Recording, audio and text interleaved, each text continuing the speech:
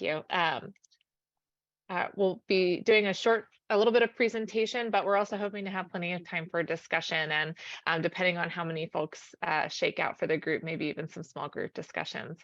But to start off with introductions from our panelists, my name is Beth Hallowell. Oh, I invite folks to drop their own names and affiliations and pronouns in the chat. Tell us where you're logging in from.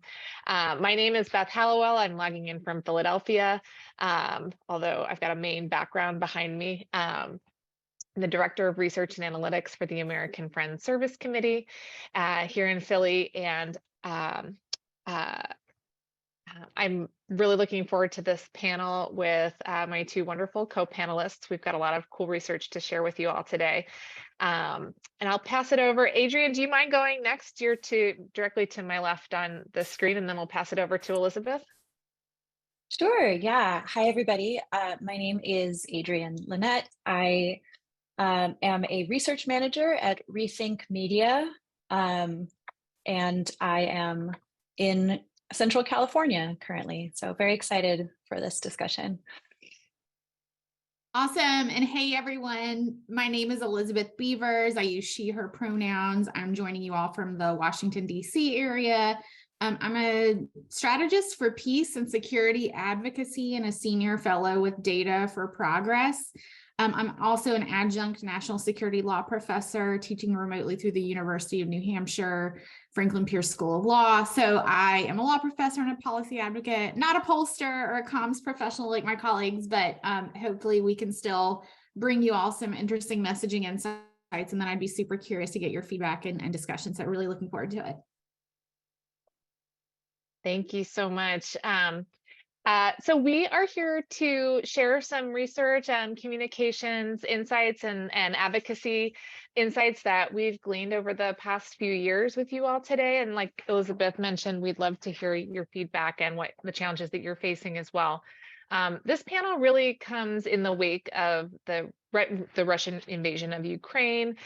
We're in the middle of a climate crisis, and every day we hear more about the potential for U.S. conflict with China.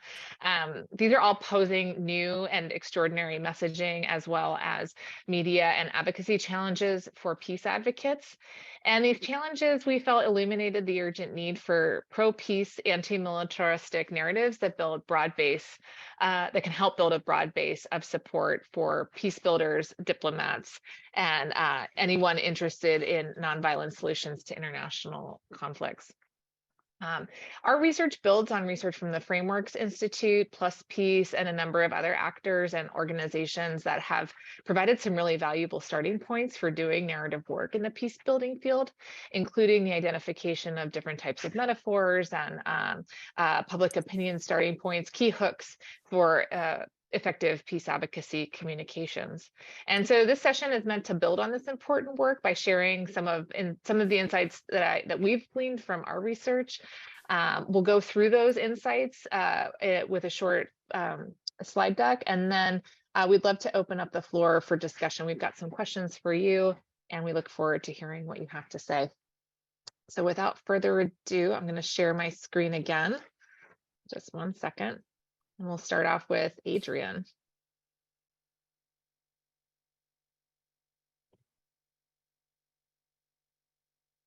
Great. Yeah, so for anybody who just joined, again, my name is Adrian Lynette. I'm coming from ReThink Media. So here at ReThink, we do a lot of media analysis of coverage of peace and security related issues. Especially nuclear weapons and warfare. We also monitor public opinion polling around these issues and have conducted our own polling and message testing as well. So today I want to just briefly share some results from one such research project conducted in 2020 that sought to better understand people's opinions about post 9/11 militarism and US foreign policy generally. In this particular poll, we recruited respondents who were Democrats or left-leaning independents. And this was really to try to get at what sorts of progressive foreign policy messages really resonated with the base.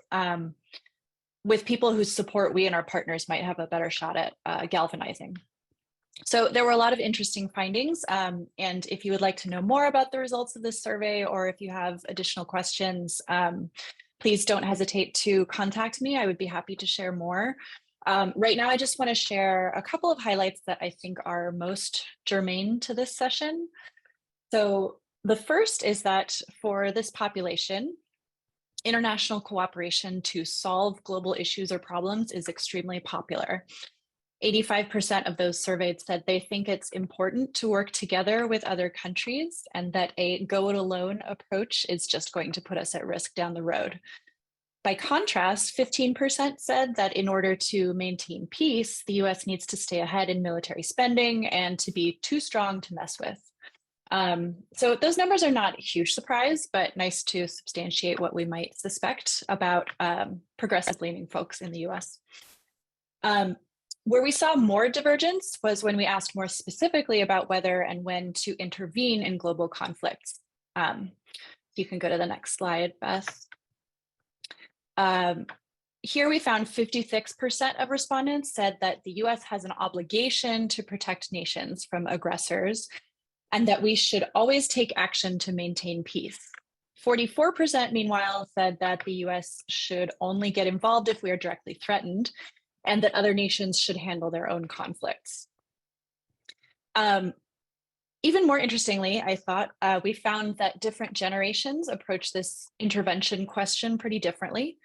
On the next slide, we'll see that younger respondents, so people who were under 40 at the time of this survey, Gen Z and millennials, were less likely to support intervening to protect other countries, and by the same token, were more likely to agree that other nations should handle their own conflicts. There may be multiple reasons for young Americans' distaste for an interventionist foreign policy, including the way that the Iraq and Afghanistan wars have played out. But what if there were alternative paths to a foreign policy that isn't all about military intervention, but still acknowledges our global interconnectedness, like one more centered around peace building? Unfortunately, though perhaps unsurprisingly, peace building as a term is largely absent from public discourse in the news media. I looked through ReThink's proprietary database of coverage of nuclear weapons and war in the US news media. And within that collection of more than 37,000 articles, just 31 mentioned peace building. By contrast, about 5,000 articles mentioned diplomacy. Now, this was just a quick and dirty keyword analysis of a huge amount of data, and we're planning to dig deeper into this coverage to try to understand whether there might be other ways that folks are talking about peace building, maybe not using the exact terminology, but still, this does give us an initial sense that people are really not hearing much about peace building as a possibility. And this aligns with some newer research assessing attitudes toward peace building specifically that my colleague Beth is going to talk about in a moment. So with that, I'll go ahead and hand it back over to her now. Thanks, Adrienne. The data I'd like to share with you, I kind of think about as part of a tale of four studies. We've had a couple of polls in the field and messaging studies in the field over the past 2 years about several of the themes that Adrienne identified.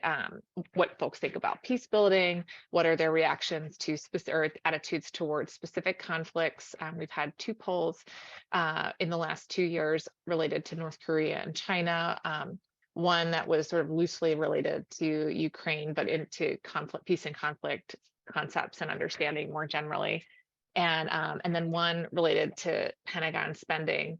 And the data I'm going to share with you, I like to think about it as with the sort of headline takeaway as Americans don't want World War III. Whatever stage of the pandemic and civil strife and electoral nonsense that we're in right now, US Americans want an international conflict, like they want a hole in the that's just kind of how I think about it. And that's despite legitimate concerns about security threats from different parts of the world, or the violence that comes from specific conflicts, the tremendous violence happening in Ukraine, all of those things can be true at the same time, but nonetheless, there remains extraordinary support for peace building and diplomacy and nonviolent responses to conflict, even when folks don't really know what that looks like. So that's what I'm going to talk a little bit about today. These are just some of the details, a little bit of the timeline of our data collection. I'm going to jump around from a couple of different studies that, or pull from a couple of different studies in my talk today. In winter 2022, we launched a study on Pentagon spending. We had conceived this study in the wake of the withdrawal from the U.S. withdrawal from Afghanistan, and we were looking to pivot our messaging away from peace and cutting Pentagon spending in the context of the conflict in Central Asia towards we're no longer there. We need to cut Pentagon spending across the board. And so we were testing into sort of post-Afghanistan messaging environment. And as history or timing would have it, we got some really exciting results right before Russia invaded Ukraine. And so we had to pivot quite drastically given the initial support for that war among the US public, and specifically in the context of significant increases to Pentagon spending that February, March. So we conceived a separate set of studies, and in December 2022 ran a national focus group that revealed a kind of surprising level of, surprising to me anyway, level of fatalism among the US public related to a variety of different conflicts and types of conflict. And yet, at the same time, we did observe significant support for nonviolent engagement and diplomacy, peace building, and so forth, even though these were foreign terms. So we had to explain a little bit what we were talking about, but once we gave sort of the 1% explanation, and I find that a lot in our messaging research, folks need a little bit of context to understand what we're talking about frequently, not a lot of context, but when we were able to sort of just dig down one layer with folks to explain what we meant by terms like peace building and diplomacy and so forth, there was really a high level of support for those types of interventions. And we saw the same thing or very similar data coming out of a tracking poll that we have going on attitudes towards engagement and dialogue with North Korea and China, where we also, again, with just the smallest amount of explanation of what we were talking about and what the stakes of those conflicts are, very high support for dialogue and diplomatic engagement with those in Northeast Asia in particular, Northeast and East Asia in particular. So some of our key findings, as Adrienne mentioned, the term peace building is not part of our national discourse here in the US.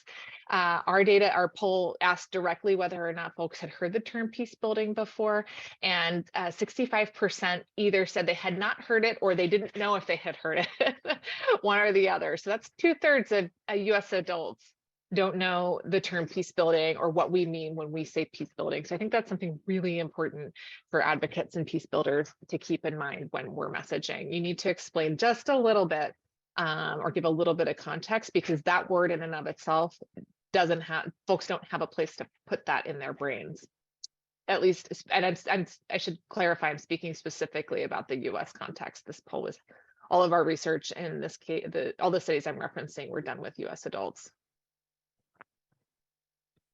Yet when we peeled that onion just one layer down and asked folks with a little bit of context what types of interventions they prefer for solving conflicts and ending oppression, military aid or diplomacy, peace building and foreign assistance, they were largely in support. So we had 55% agreed that we should pursue non-military options, and 23% said they don't know, which I always stress at AFSC and with our partners is a real opportunity for some of those folks.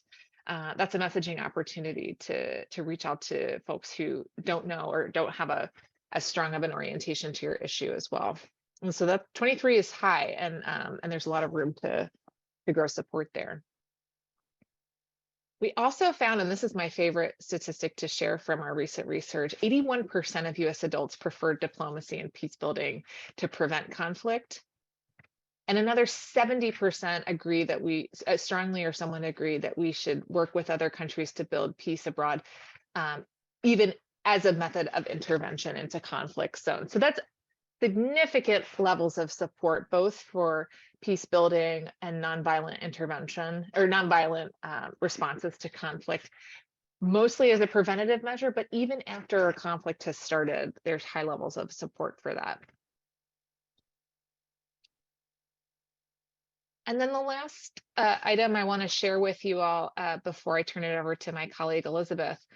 We tested messages. We frequently build in message testing to our studies, and then the most recent study we had the opportunity to test 15 values forward messages related to peace and conflict, and we found that messaging that incorporates what's called the race class narrative. So I encourage folks to Google that if that's not something you're familiar with. It's a messaging framework that comes out of electoral politics in the U.S. and how to build campaigns that win in battleground states here in the U.S.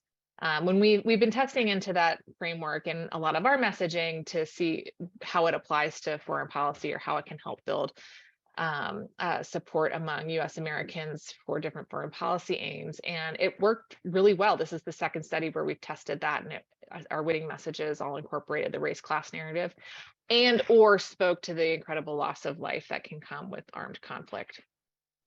And our messages that did poorly, and we see this a lot, when you lack a clear call to action, the messages often fall flat. So something to keep in mind in messaging in general.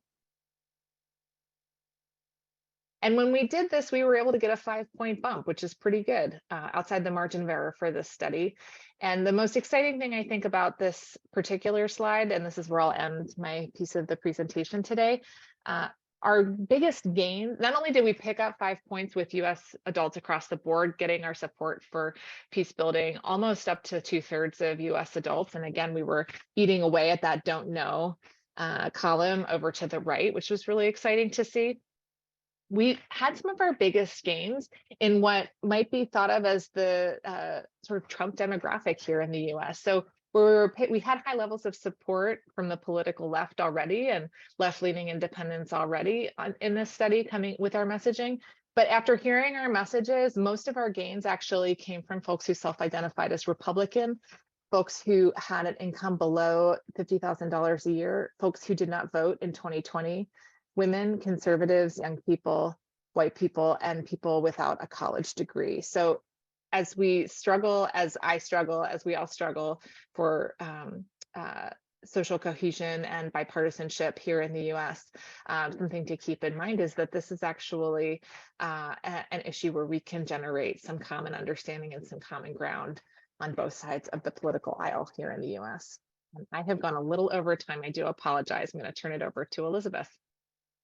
Awesome. Thanks so much. That's so interesting from both of you. So as I mentioned, I personally am not a pollster, but I do work closely with Data for Progress. I'm a senior fellow there, and I've advised them as a consultant occasionally. And so they're a progressive polling firm, if you're not aware, and I've helped to inform some of their foreign policy related polling several times over the last few years. So I thought I'd just share some things that were surprising to me, and just give you all kind of some snapshots of message testing and polling surprises. So some of these are going to be a little outdated, I will say, but I'll give you context as we go.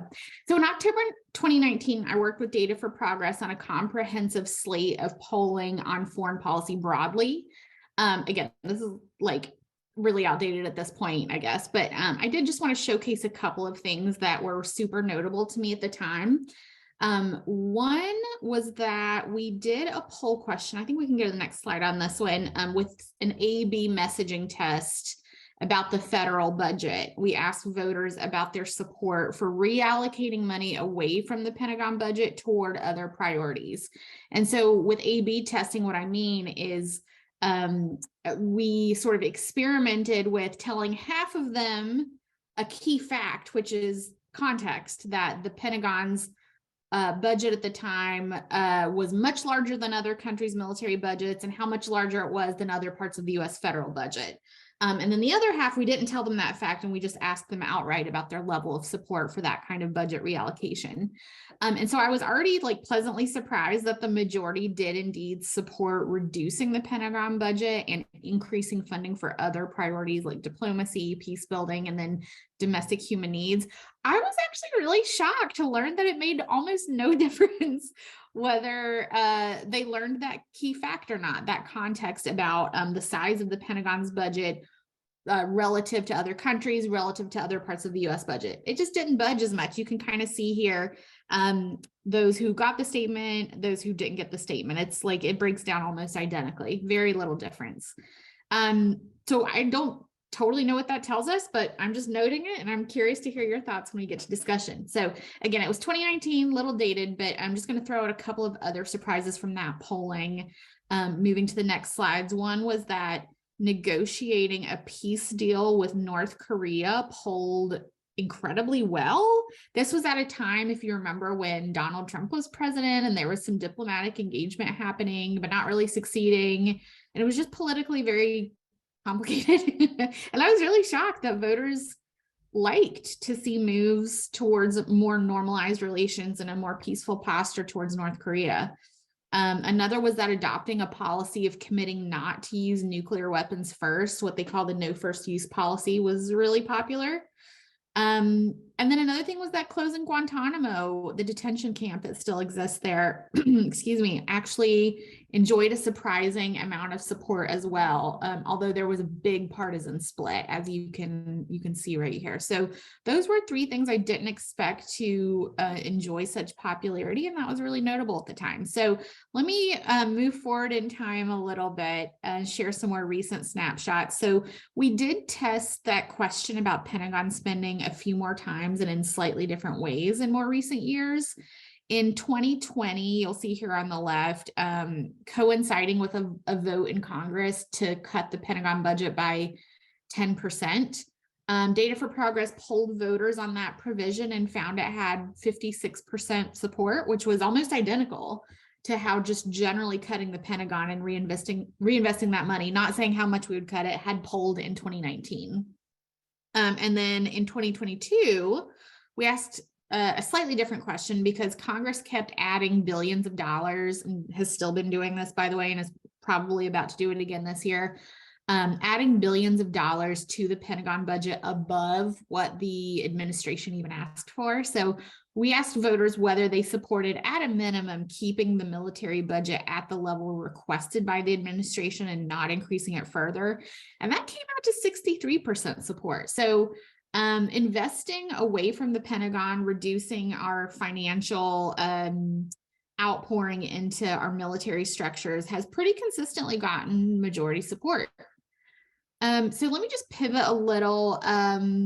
Much more recently, we have polled a few times on what's happening in Ukraine and the role of a diplomatic solution. So I will note this was right before the invasion actually happened, when their tensions were really high and it felt like it was really imminent. And so we polled voters on whether at the time they would support the United States making some sort of deal with Russia to avert an invasion. And interestingly, this question made really clear that would mean making some sort of concessions to Russia. And voters still indicated majority support. So that was really interesting to me. That was a surprise. Of course, Russia did take the unacceptable step of invading Ukraine, and Ukrainians have been bravely defending themselves with support from the United States and others for more than a year now. So the question of a diplomatic solution is a bit of an abstraction now, but the continued polling is really interesting. I actually wasn't involved in this specific one, but a frequent client of mine, the Quincy Institute for Responsible Statecraft, worked with Data for Progress, and so I was sort of loosely involved that way on this one in September of 2022, after the invasion, after fighting had gone on for a few months. So they again tested just the idea of the conflict ending in a negotiated settlement, and specified that it would mean Ukraine making some sort of compromises with Russia, leaving open what that might look like. And surprisingly, this did find majority support, with about 57% of voters overall indicating they somewhat or strongly supported that idea of ending the conflict through a diplomatic resolution. So those are just some snapshots of polling and messaging surprises I've encountered on questions of peace and diplomacy, working with data for progress over the years. And then when we get into discussion, I can also chat about just anecdotally some messaging challenges I've found in this work as well. So thanks so much. Thank you so much. I'm going to stop sharing my screen. And I appreciate, thanks so much for all of that, Elizabeth and Adrian. So fun to work with you both. So we had some discussion questions for the group. We would love to hear what some of the current messaging headwinds or challenges that you or your organization are facing. Anybody brave enough to jump in? You can also feel free to join us in the chat.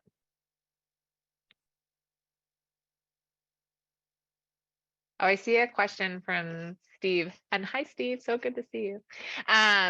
Do we have any data about the influence of disinformation on public support for peace? Is disinformation messaging primarily pro-peace, pro-militarism, somewhere in the middle? And if Russian disinformation is Russian disinformation a driver of either pro-peace or militaristic attitudes among Americans? That is a great question. I don't personally have any polling on disinformation. I don't know if Elizabeth or Adrian, if either of you guys have worked on that at all. We have not. That's a really, really good and important question. Disinformation, as I understand it, is rather difficult to study, but I know that some groups are working on it, at least with regard to hate speech.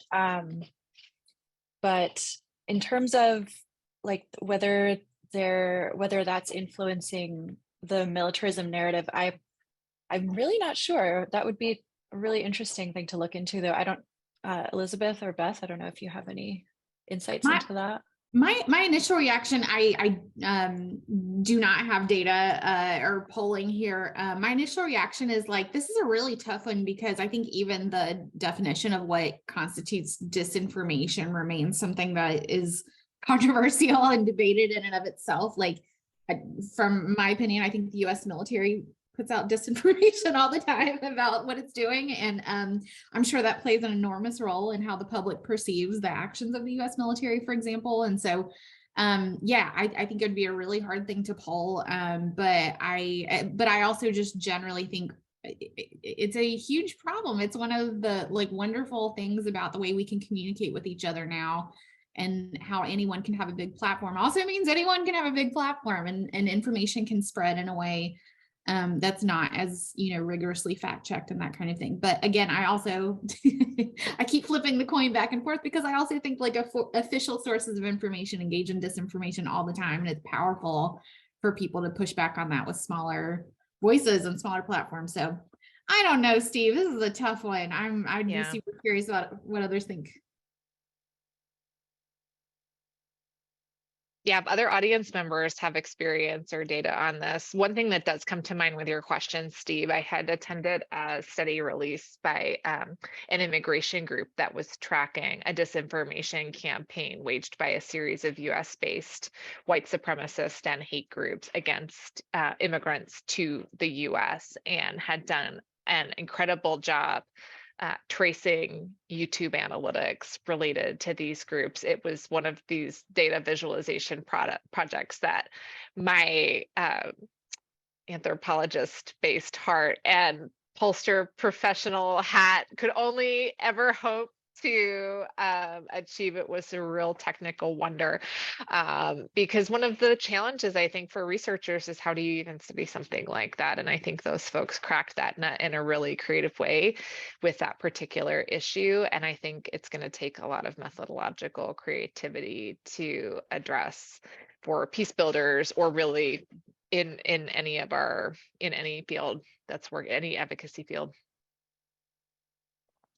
Yeah, I would add to there is definitely polling around how disinformation and misinformation have undermined trust in institutions. We certainly see that in like electoral processes, but one thing that's relevant to the current discussion that I'm remembering from some of this polling is that particularly among younger Americans, they are quite distrustful of the military, and more so than previous generations, but also distrustful of others who might come around with counter narratives. So it's making everybody more skeptical of everything, which poses its own challenges, but it's definitely a new issue to contend with, and that it's a really important point that we should be thinking about when we're putting the messaging together, and the people who are putting the messages out there, who are the messengers, and are they people that are trusted?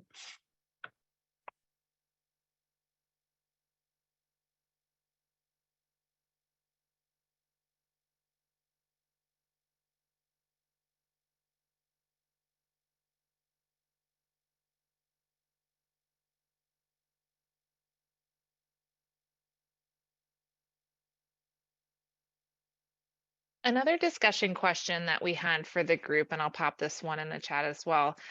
We'd love to hear from you all what sorts of messaging or advocacy challenges you feel, media challenges and so forth, you see peace builders or the peace building field as a whole facing today.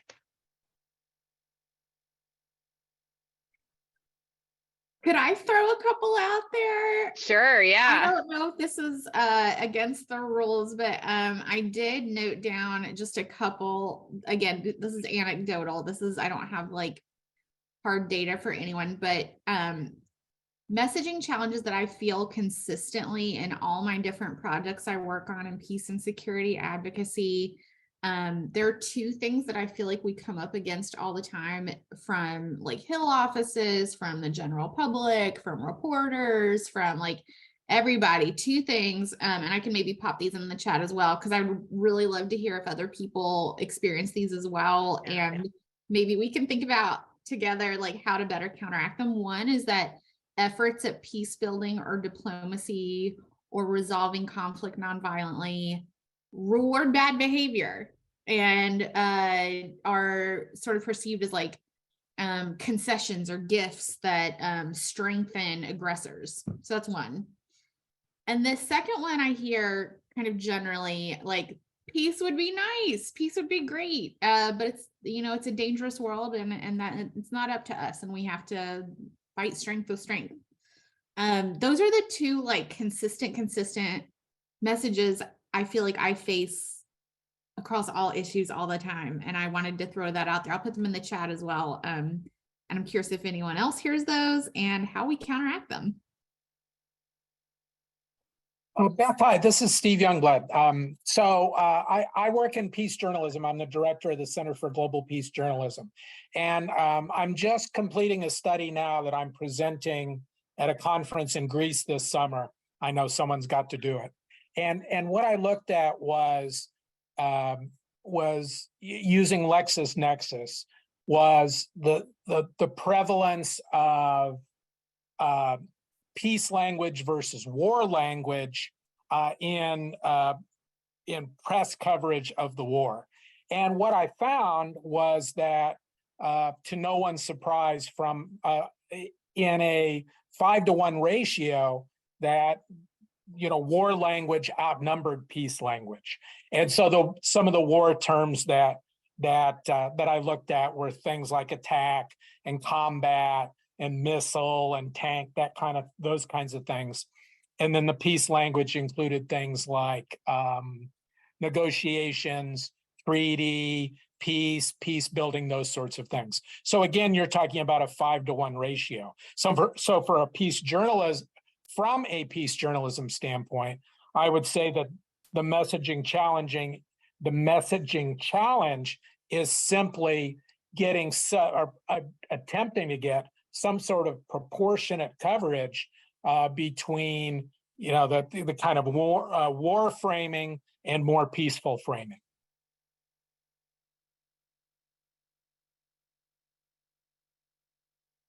I'm so sorry to hear that you have to go to Greece to present that. That sounds amazing and wonderful.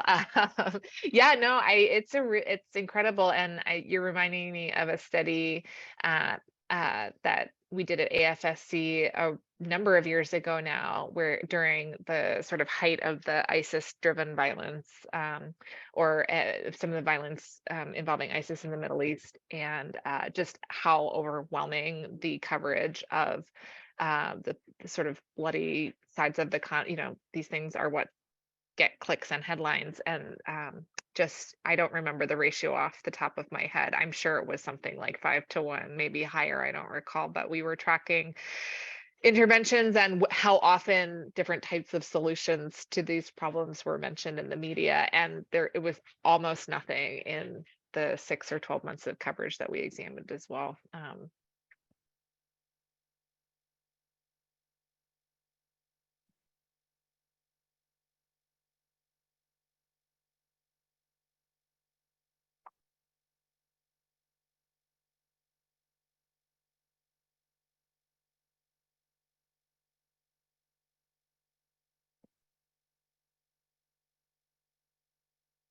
Another challenge that I know we face at AFSC, or the folks in the coalitions that we work with, face as well.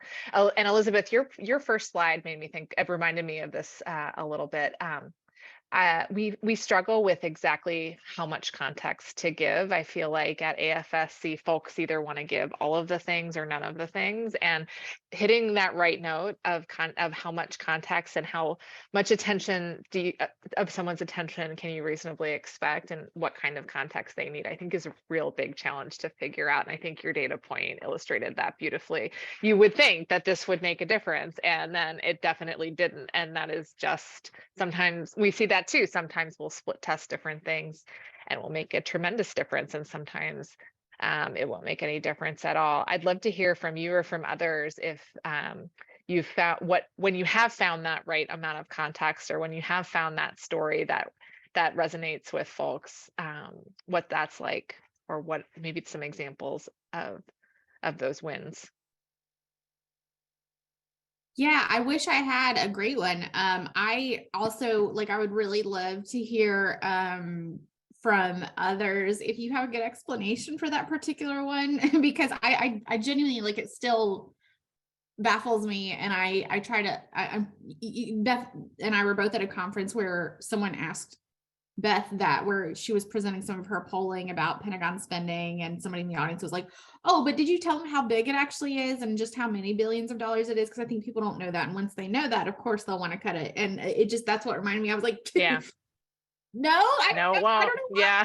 You would think so, but yeah, no, I don't. Maybe others do, but I'm also curious if anyone has a good explanation for that. Is it just that, because maybe that's another messaging challenge, or it's it's a belief system to kind of counteract? Because I feel like I see people say well, it's expensive to be safe, and that's paying for our security. That's, you can't put a price on security. Yeah, exactly. Yeah. And that they're like, well, it's a lot, that's but powerful.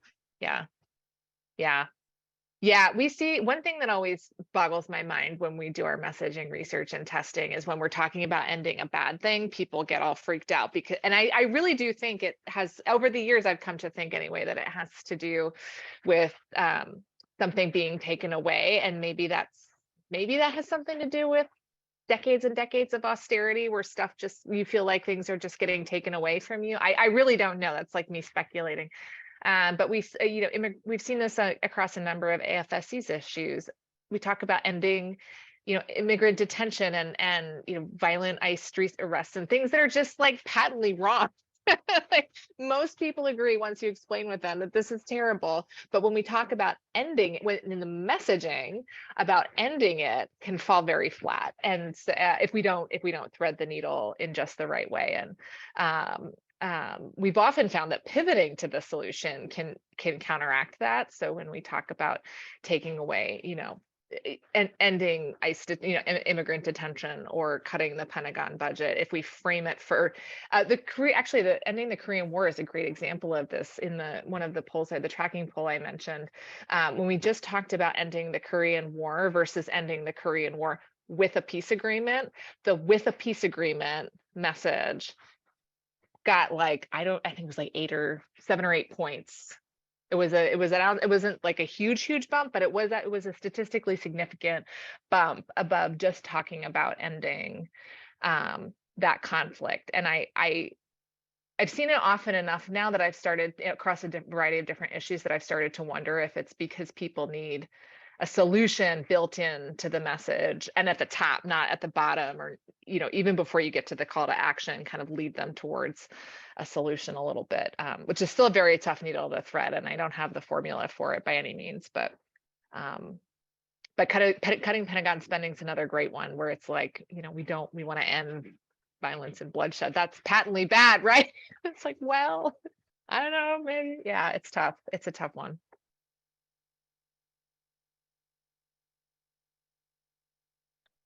Yeah, on the question of providing context, I'm remembering in the first few weeks after the invasion of Ukraine, there was quite a bit of polling, public opinion polling of Americans on how they felt about instituting a no-fly zone, and a no-fly zone over Ukraine. And I do remember that when people were just asked whether that should be implemented, there was decent support. Still, a lot of people were not sure, I guess, not sure what it meant, probably. But then when the context was provided, what that would actually mean, that it would likely escalate tensions, et cetera, then support really plummeted. There were still a lot of people who didn't know, as I recall, but that was a situation where it was pretty clearly, it's a really discrete situation, of course, but that was one situation that it was interesting to see how much support fell.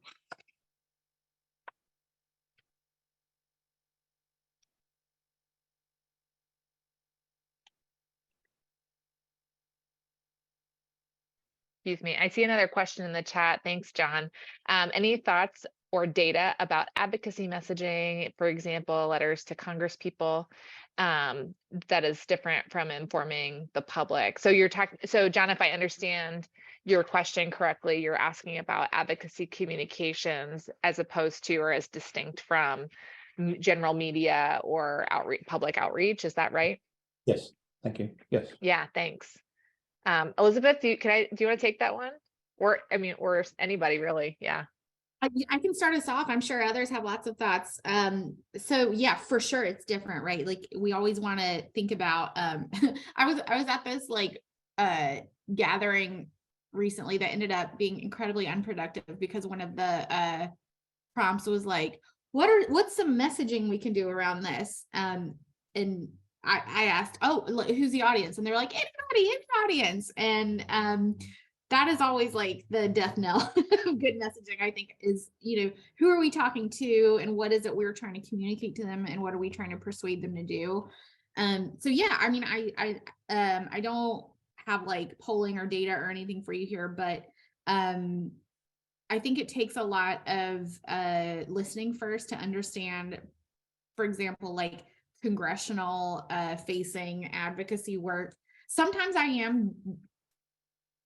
frequently I am really surprised at the low levels of awareness and understanding of different issues among our lawmakers.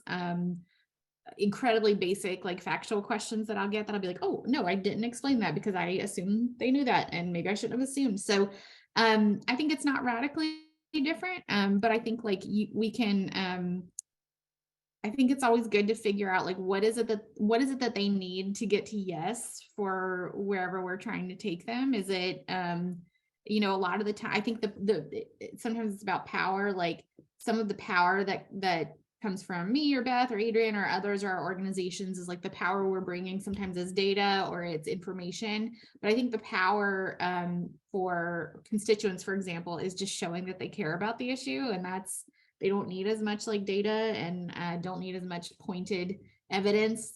Sometimes it's just enough to hear that someone whose vote you want cares about this, and that's enough. So anyway, that's a long-winded and bad way of saying, like, I think they're very different in a lot of ways, but we also shouldn't assume our lawmakers and their staff are experts on the things that we have expertise in, or the things that we care about so much, because a lot of the time they do have like genuine questions, and knowledge is power, and being able to connect them with that information is awesome. But it's good to find out what it is that they don't know or need or want to know, or like would feel stronger voting yes or whatever it is if they knew this thing, and then go from there. It's just the power of listening. Like, I try to always start congressional communications with just asking, like, where are you all already thinking about this? What do you already feel about it? Have you already taken a position? What's on your mind while you get there? Like, and then kind of go from there, versus assuming like this will be persuasive. Here's a bunch of information. Those are my experiences, at least. I think that's really helpful. Adrian or others from the audience, I wonder if you have thoughts about John's question.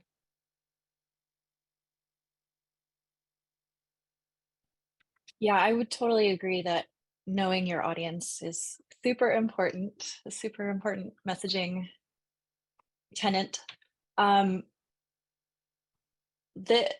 This question about messaging or advocacy messaging to actual lawmakers, this is not something that I'm directly involved in at ReThink, but there are program staff who I work with at ReThink who engage more directly with this kind of work. One thing that we have done before is bring results of the kind of polling that I described earlier to lawmakers to show, particularly within their district or state or what have you, this is the level of support for X policy proposal. And that kind of thing can certainly be persuasive. There's also a bit of a, there is sort of a conversation or feedback loop, I guess, between what shows up in the media and then what lawmakers will see and do. So another important aspect of our work at ReThink is training advocates to write and land op-eds in important media outlets, or to, appear on broadcast shows, like that sort of thing. Again, that's not work that I do directly, but that's an important component. And part of that is just, building up the expertise of advocates, but it's also to ideally the message will go upstream or downstream or whatever it is, to the kinds of people who can affect change. And so that's kind of the model that ReThink works with. But yeah, Andrea or Andrea, I think you have a question. Hi, sorry I came in late, but I just had some thoughts on the question, because I'm working with Mennonite Central Committee as their peace coordinator in Europe and Ukraine. And one of the concerns I've had is actually in just making sure that when we are doing advocacy work, we understand the complexities of a conflict, because I've seen lots of advocacy letters that didn't, from my perspective, didn't fully understand some of the implications of the peace narratives that they're putting forward, and how that could actually play into narratives of genocide, for instance. And so that's just sort of another angle I wanted to kind of put in for people to think about, because sometimes we think we're putting forward a peace narrative without thinking of how we're actually might be promoting other types of violence instead. That's such an important point. Andrea, do you have an example to share? I'm really curious if there is like a case that you have on your mind, or if it's just something that's in the water. One issue relating to Ukraine that I don't actually have an answer for, but I find problematic is the a lot of the campaigns for not sending weapons to Ukraine without really contemplating what the consequences of those acts are, as opposed to messages around demilitarizing Russia, like an aggressor, versus really being willing to tackle questions around what does it mean to allow people to defend themselves or not, and what the consequences are if you don't allow that. Yeah, so that is just one example that I know makes me feel very uncomfortable, and I know that for a lot of my Ukrainian contacts, it's not even comprehensible, because the rhetoric and acts of genocide are very real for them. Thank you for sharing that. I don't have any answers on that one, except to share that we encountered a related challenge in some of our messaging, or figuring out our messaging on the in the wake of the invasion. It came off as very isolationist, which is not our. I work for a Quaker organization. We're not. We're an international organization. We are not an isolationist organization whatsoever. And a historic peace testimony similar to we frequently work with counterparts in different parts of the world with the MCC. So it's great to see you today. Thanks so much for your comments too. We certainly didn't mean to come off that way, and it wasn't messaging that we ended up putting out there either. This was like internal workshopping and trying to figure out how are we going to respond. It's incredibly difficult, and of course the stakes couldn't be higher, so it's the challenge.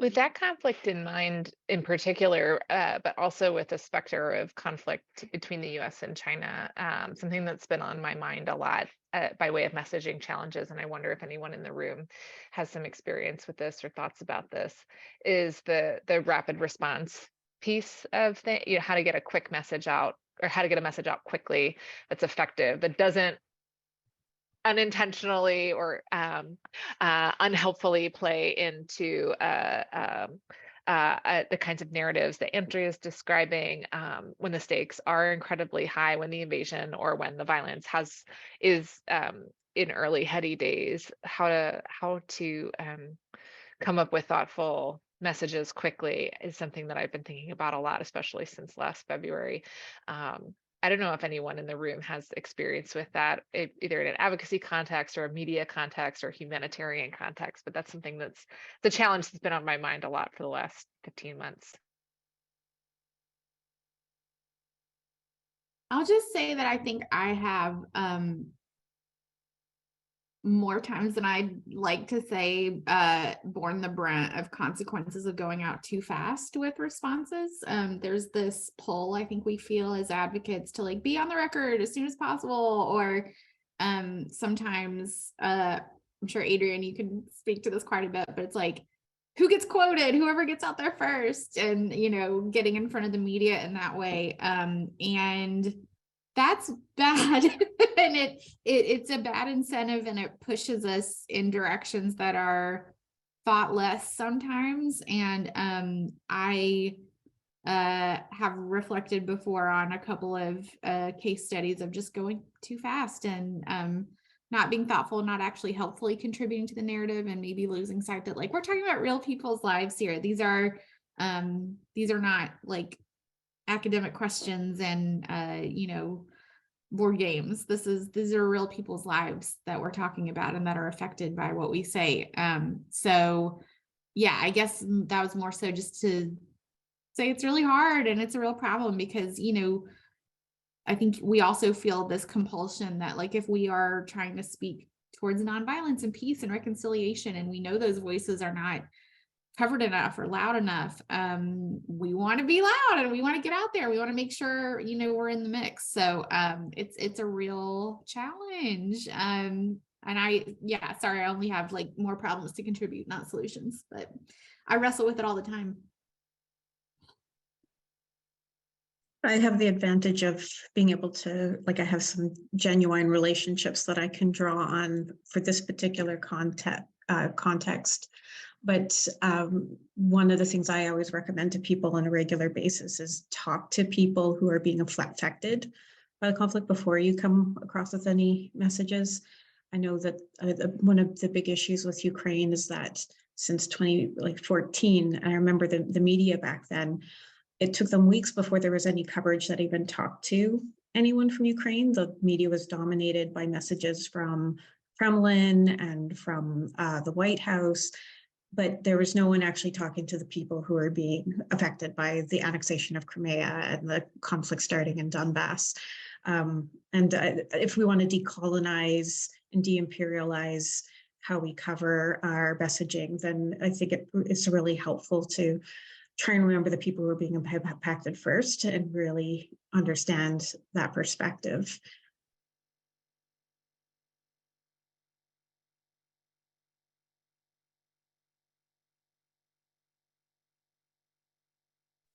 Thank you.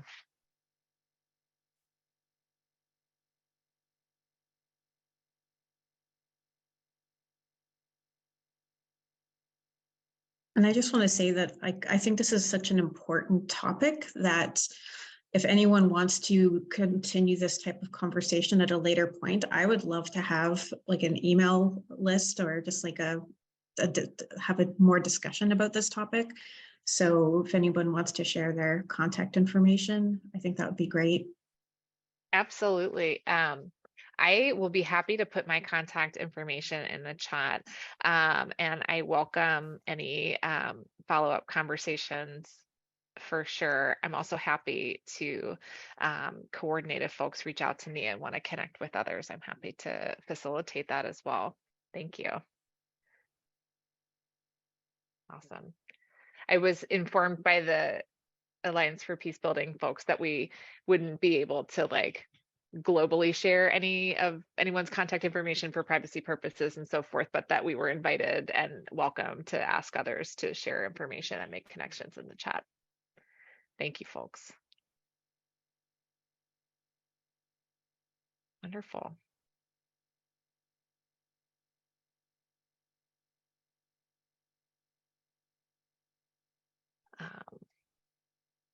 Well, these have been really wonderful questions, and I realize it's, at least on the East Coast here, we're late on a Thursday. This can be a lull in folks' schedules. And then for others of us who've been at the conference all day, it's towards the end of a long day. I wonder if anyone has any closing final reflections, either from our panelists, my co-panelists, or from folks in the audience, or any final questions?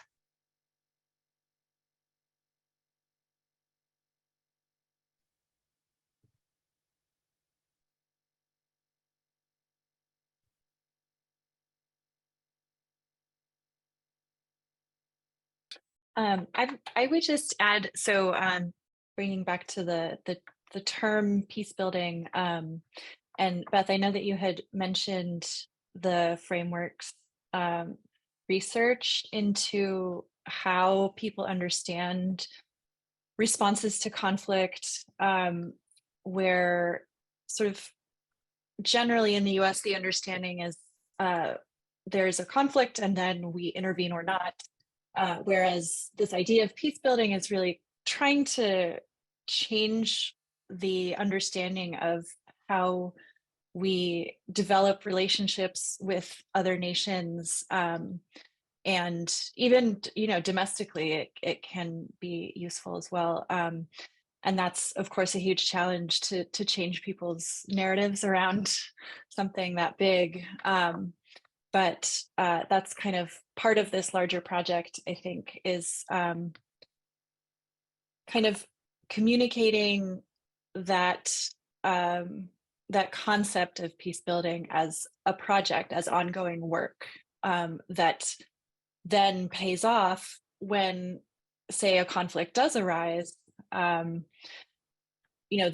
are more avenues to approach it in a less confrontational way, more avenues to ideally stave it off, et cetera, et cetera. So that's something that hopefully we can work together on kind of fomenting this different understanding of peace and conflict and how to maintain it, as opposed to thinking of peace as just like a state of being. When there's no war, it means there's peace, right? We really want people to think of peace as something that it's an ongoing project that we all work toward. Yeah, and Adrian, to your point and to Steve's point earlier too, I think we can't talk about it enough. And whether, depending on the timing and the context, of course, the details will change, but just talking more and having more trusted messengers out in the world talking as much as they possibly can about what that entails and different success stories as well. That's something I didn't talk about, but in my presentation, but something that we're trying to test into. When we ask folks cold in focus groups for examples of successful peace building or peace negotiation or diplomacy efforts, they can't come up with anything. And to be honest, when I'm writing those questions as the focus group moderator, sometimes I have a hard time coming up with success stories to share in plain jargon-free language that will be culturally relevant to wide and diverse groups of people. And so I think bringing the success stories and the case studies that we do know about to more and more audiences more and more often. Steve, I know this is something that you work on a lot with when in your work on peace journalism. I think there's I think we can't do too much of that. I'm also trying to push the narrative that peace is a long-term project. I mean, we know that culture of peace is the most powerful way of actually preventing violent conflict. And I've talked to people in the Balkans and in Northern Ireland, and they talked about how after a set period of time, their funding dried up, even though there was still lots of work that they needed to do. And Northern Ireland is a great example of both a success story, but also how there's still so many underlying tensions and problems that still need to be worked out. And meanwhile, professional mediators who were part of the driving force of that success end up not being able to afford a living because the funding disappears. And so we need to consider long-term investment of these peace movements. And personally, my personal campaign is, if we're going to have military budgets in the government, we should also have peace budgets that should, if we are really committed to peace, they should at least match the military budgets.